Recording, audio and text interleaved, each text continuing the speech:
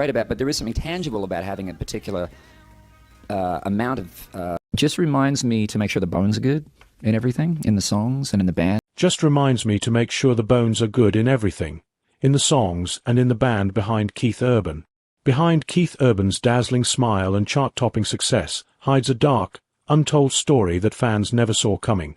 From rumored breakdowns to emotional loss, the truth is deeper than anyone imagined. What really happened behind the scenes?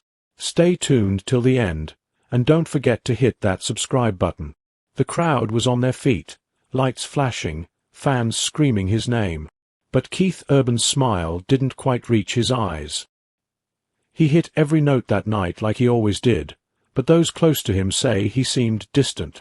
For someone with millions of fans and endless accolades, you'd think he had it all figured out. But that's the thing about public figures. They're often carrying private storms. Behind the music, there were quiet battles.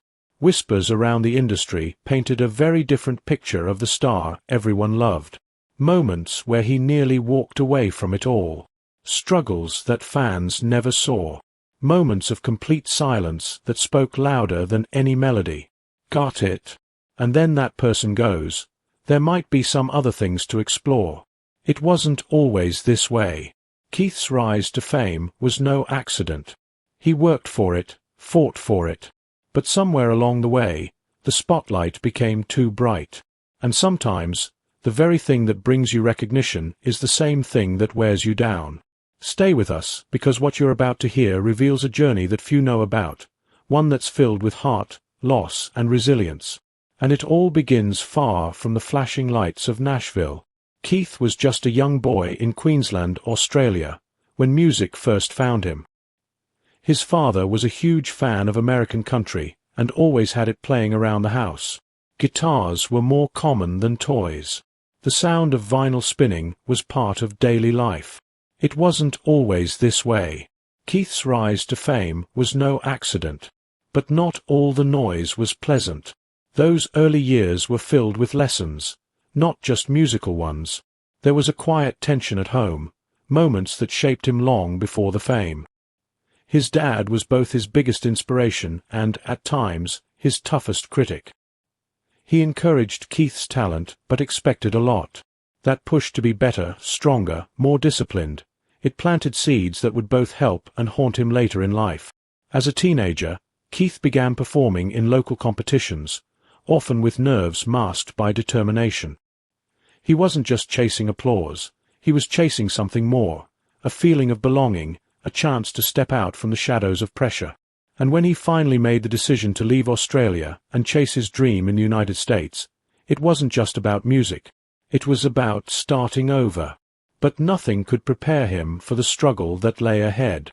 What's going on in Nashville? You know, I don't wear a hat. I don't play traditional country music. I wasn't raped. When Keith arrived in Nashville, the dream felt close enough to touch. But the reality was much tougher. Nashville wasn't just a city, it was a battlefield for aspiring musicians. And being from Australia didn't exactly open doors in the American country scene. He knocked on doors, sent demo tapes, waited by the phone. And for a long time, nothing happened. Money ran low, and self-doubt crept in. He often found himself sleeping in tiny motels, eating whatever he could afford, wondering if the dream was even real anymore. At one point, he considered going back home. But something kept him going. That breakthrough came after years of rejection, when a manager saw potential in him and offered a chance. Not a guarantee, just a shot. Keith took it, knowing this might be his last. It's just wild energy and, this is our third residency there. His first few singles didn't catch fire, but then one song, one moment, hit the charts and everything changed. Still, success didn't erase the scars from those early years.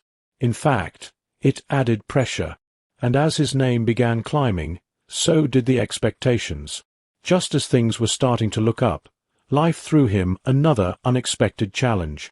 Keith met Nicole Kidman at a time when both of them were redefining their lives. She was already a global star, and he was the rising country artist finally getting his due. From the outside, Their relationship looked like a perfect match.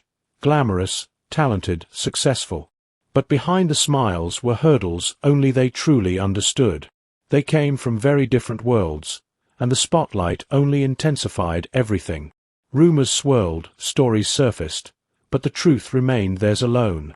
In the record, I mean, just that feeling of euphoria. Yeah, how do you get there? Nicole has hinted in interviews that she once wrote Keith a heartfelt letter, one that would change everything. Though she's never revealed what it said, close friends say it was raw, emotional, and honest. And it allegedly made Keith realize just how much he had to lose. Through thick and thin, they've stayed together. But it wasn't always easy. The challenges didn't vanish with love. They just became something they faced together.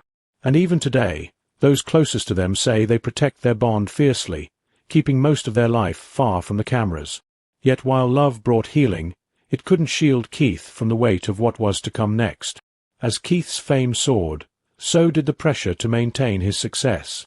Touring schedules, media obligations, and the expectations of being a global icon took a toll. Behind the scenes, some insiders described moments of burnout, times when Keith seemed emotionally checked out. It's the middle bunks of prime real estate. So there were murmurs of friction between him and members of his team, alleged creative disagreements, fatigue, and even moments where he'd vanish for hours without notice. Of course, none of this ever made the headlines. But in the tight-knit circles of Nashville, people talk. One night, after a major award show, a close friend claims Keith sat in his dressing room long after everyone had left, staring at the wall, guitar untouched. No words, just silence, as if the applause outside never reached him. Still, he kept showing up, kept performing, because the stage, for all its demands, was still where he felt most at peace. But deep down, he was carrying memories that even music couldn't fully soothe. And some of those memories involved people he would never see again. There are moments in life that leave a mark. And for Keith, a few of those came when he lost people who had walked beside him for years. Curtin was going to different studios. We had residency in Vegas, so we were, His father, who introduced him to music, passed away just days before Keith received one of the biggest honors of his career. He dedicated the award to him on stage, his voice cracking with emotion. Another loss that hit hard was his longtime tour manager, someone who had been with him since the early days. Friends say Keith was quiet for weeks, not speaking much, letting his music do the talking. He honored them in small ways, subtle lyrics, private tributes, quiet visits to old places they shared. Even fans began noticing a change in his performances. Some said they felt a deeper sadness in his voice, especially during slower ballads. And while he never publicly explained it, many believe those performances were his way of grieving without words. But as always, Keith found a way to take that pain and use it for something greater. She had these songs she was going to record, and, I want to sing on a couple. I was literally in the food court. Instead of hiding from the world, Keith began stepping into it in a different way. He started supporting organizations that helped families, children, and those struggling with health challenges. From performing at benefit concerts to quietly funding projects behind the scenes, he was there, but never for attention. He also began mentoring young artists on The Voice and American Idol, but he wasn't just another celebrity coach. He was genuinely invested. Contestants often said that his feedback was deeply personal. One singer even shared how Keith stayed after filming just to talk, encouraging him to keep going despite doubts. Many of these aspiring musicians didn't know the full story behind Keith's compassion, but those who did say it came from a place of understanding, because he had once stood exactly where they stood. Helping others didn't erase the pain, but it gave it a purpose, and that changed everything. He is as hard-working and hard-drinking as my dad is, so we fit right in. Keith Urban's songs often speak louder than his interviews. Many of his most beloved hits carry hidden meanings, stories only he truly understands. Take the song Tonight, I Want to Cry. On the surface, it's about heartbreak, but fans have speculated for years that it was inspired by something much deeper. A memory, a moment, or a feeling he could never quite put into words. In interviews, Keith sometimes pauses before answering questions about certain tracks. You can see it in his eyes, the weight of what he's remembering. He rarely explains the full story. Maybe because some things are just too personal. Maybe because music is his way of saying what can't be said. Today, Keith Urban still stands tall. He's on stage, he's writing, he's mentoring, but he's also more grounded than ever. He often talks about balance now, about making sure there's time for his family, for himself, and for the music that still brings him peace. He shares wisdom with young artists, reminding them that success means nothing if you lose yourself along the way. And there are moments, quiet ones, where he seems lost in thought.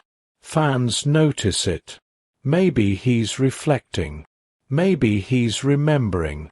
Whatever it is, it shows that behind the performer, there's a person who's still navigating life one step at a time. And if you found this journey as powerful as we did, be sure to hit like, subscribe, and check out our next video.